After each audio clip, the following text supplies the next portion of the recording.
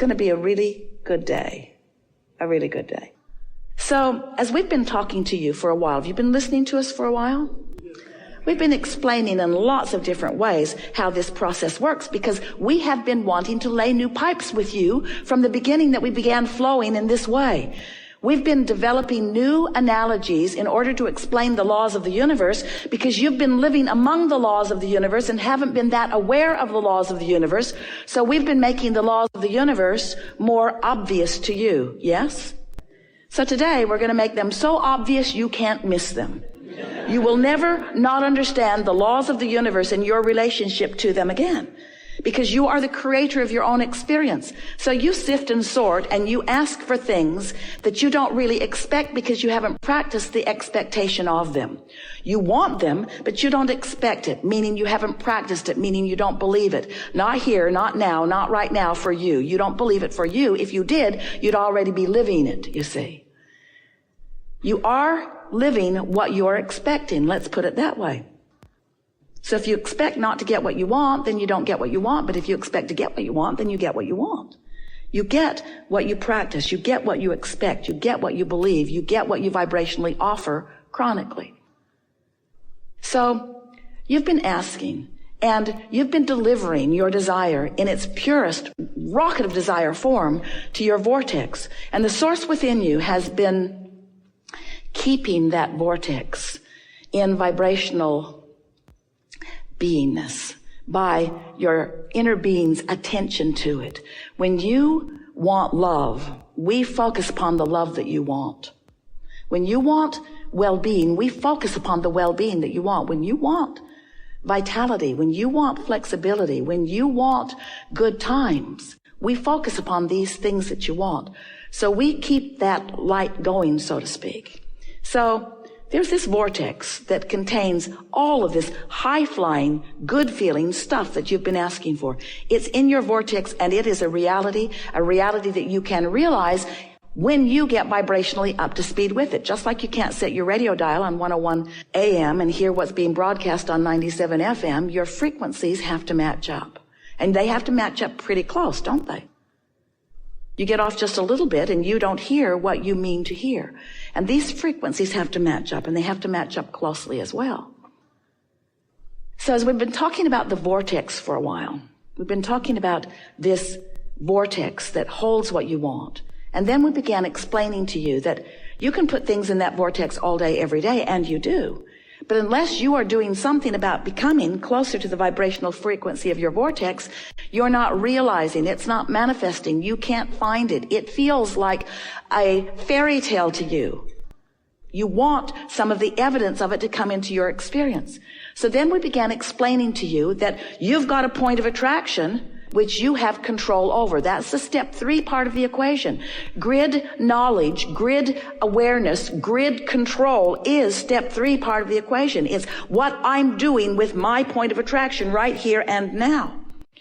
So then, as we begin talking about the grid, Esther is thinking that there's one vortex and there's one grid, when really you've been spinning off desire, but you've been practicing all kinds of different relationships with that desire.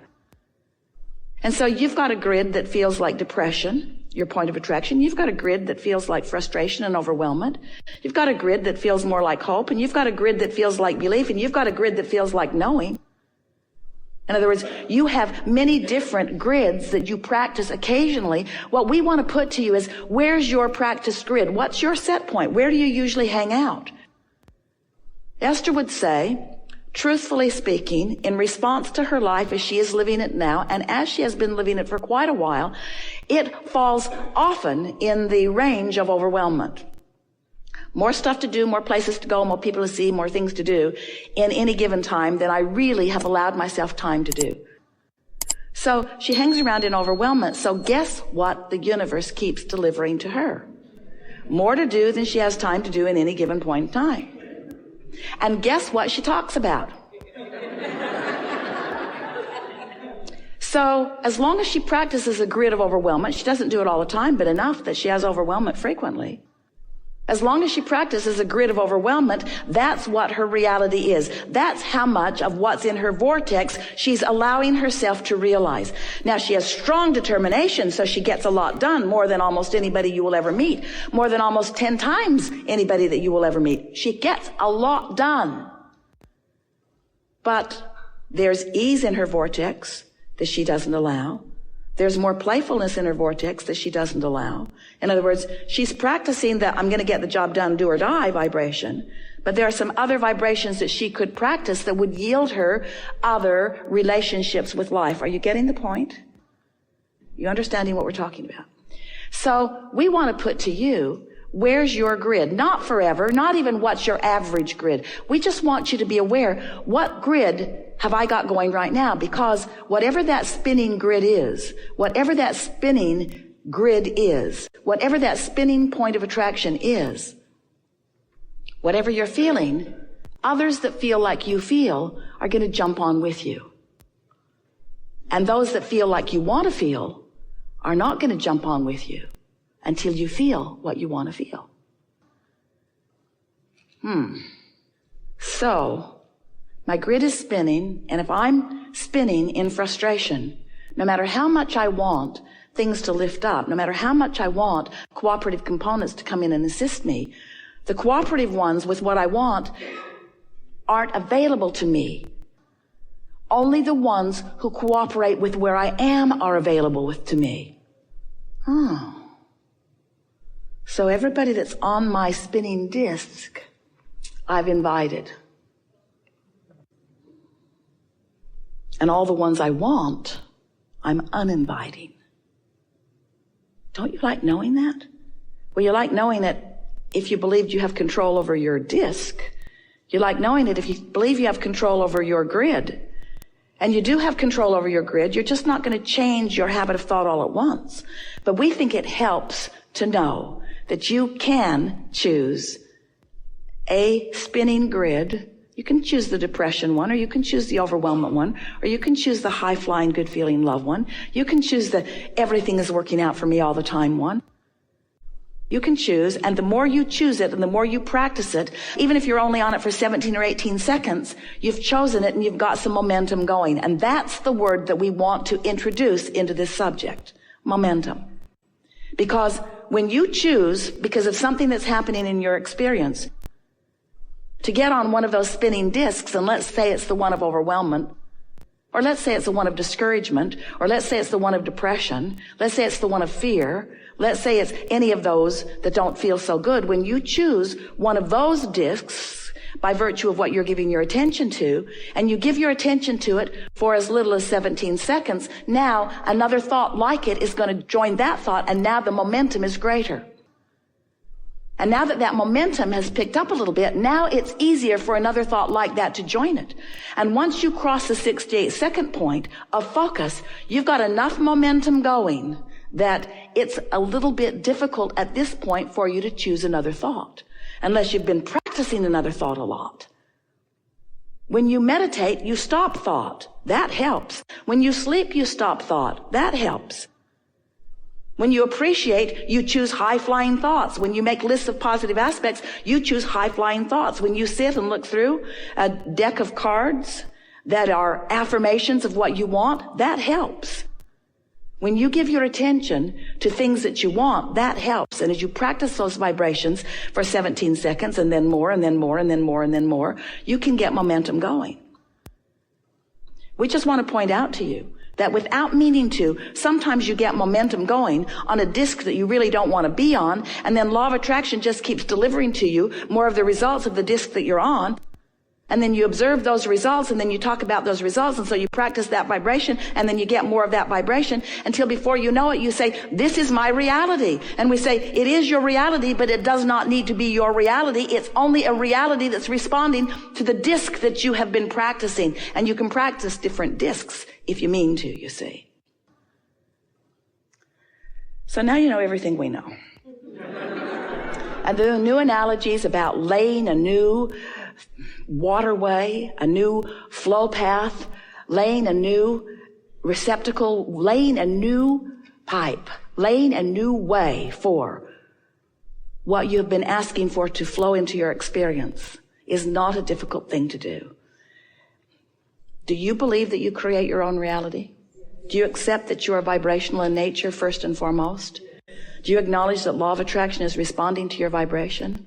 Do you know that you could practice a better feeling vibration? Do you know that you could offer a point of attraction that would serve you better? Do you love knowing that the emotion within you lets you know in every single moment what disc you've chosen? You feel overwhelmed, just stop and say, I did it again. That's the disc I've chosen, and these are the results I'm getting, and that's okay because law of attraction is consistent, and that's a good thing. But I have the ability to set another point of attraction. But I can't do it right now. Not right now. Not right now, this red hot minute, because momentum has this one going. So how would you go about slowing the momentum? What do? Do you speak the opposite word? You could, but it wouldn't do any good when that momentum is strong. What do? Well, you do your best to withdraw your attention from it. But what we want to say to you is, hang on, it'll be over in a little bit. That's really what we want to say to you. Hang on, it'll be over in a little bit. And then you're going to sleep. And when you wake up, just wake up with the intention of getting on a different disc, getting on a better feeling disc. And that's what we mean when we say, get out ahead of the manifestation. We could even say, get out ahead of the momentum before the momentum starts. Decide what momentum you want to get started. We, like a lot of teachers, have been teaching meditation for a long time, because when you stop thought, you stop momentum. When you quiet your mind, you stop momentum. And sometimes you say, I can't meditate. I can't stop that momentum. And we say, yes, you can. You can focus upon something that slows it way down. So let's discuss that, because we've been saying to you, if you sit to meditate, we always encourage you to do it early in the day before there's the probability of getting so much momentum going that you don't want. The earlier in the day, the better. But when you sit to meditate and you focus upon the dripping of a faucet, or the flickering of a candle flame, or Esther is often listening for the sound of the air conditioner, something steady,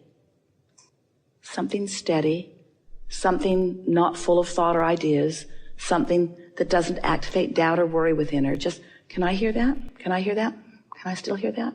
Can I hear that? I can hear that. I can hear that. I can hear that. Still hear it. I can hear that.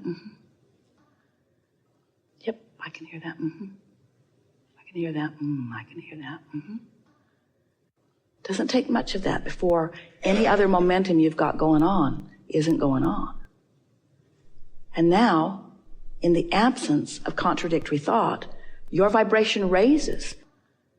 Your vibration raises to the frequency of your inner being, and often then thoughts from your inner being begin to flood in. Impulses, ideas, inspiration, books, lyrics, all kinds of things begin to flow into your mind because you've stopped the momentum of anything that was contradictory, allowed your vibration to raise, and now you're receiving clear communication from that high-flying vortex. You see what we're getting at? We think you now know everything we know. There isn't anything that we will ever say to you that is of more direct value to you than that. If you believe that you are the creator of your own reality, and you understand that you have a point of attraction, and you now understand that with a little bit of practice that you can control which disc you get on, and that even at a minimum, even if you only beginning today, you can tell when you've got a vibrational point of attraction going that isn't serving you, so at least you could distract yourself from it by, as Jesus said, turning the other cheek, ignoring it as best you can. Life's just going to get better and better and better for you. Now you know.